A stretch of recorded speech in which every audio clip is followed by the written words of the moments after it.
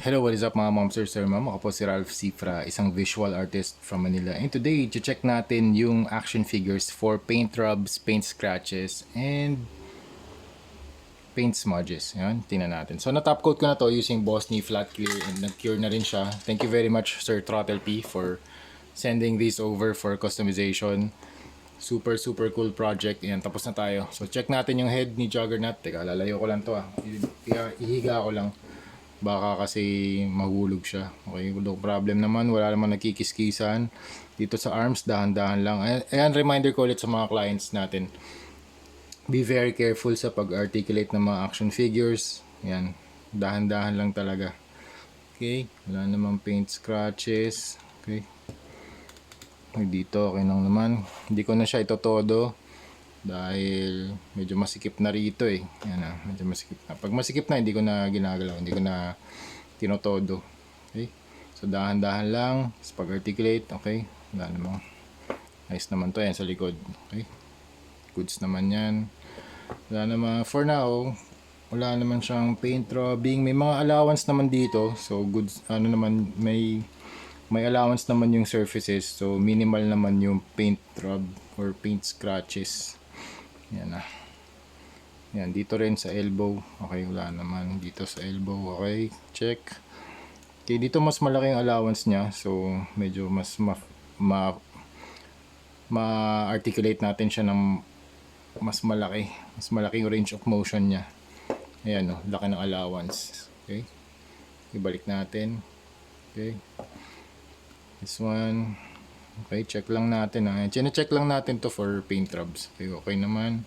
Dito sa torso, okay naman, di naman nagagalaw masyado. Dito sa legs, okay, cool, 360. Okay, no problem. Dito naman sa legs, okay, wala naman paint rub dito. Dahan-dahan lang talaga. Okay, yan, dahan-dahan lang. Okay, please be very careful in articulating the action figures. Dito sa paa, okay, goods naman. Okay, okay. Okay, we're done. We're good with Juggernaut project. Yung red na lines, or yung magenta na lines. Dito naman tayo sa yellow lines. Okay.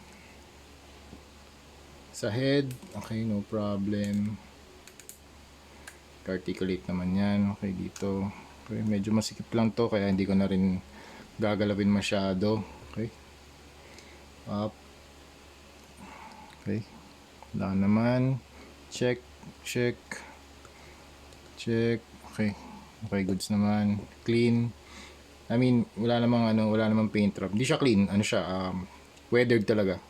May level of weathering. Hindi siya clean, hindi siya very clean repaint. Yan. Yan, okay. Checking lang dito sa kanyang arms. Kasi usually dyan, pag masikip, dyan talaga nangyayari mga paint rubs. Okay. Okay. Dito.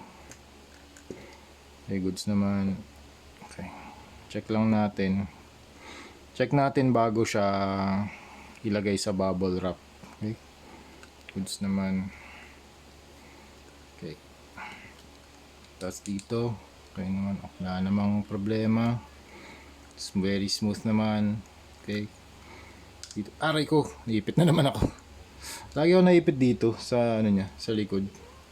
Dito. Wala namang problema. Okay.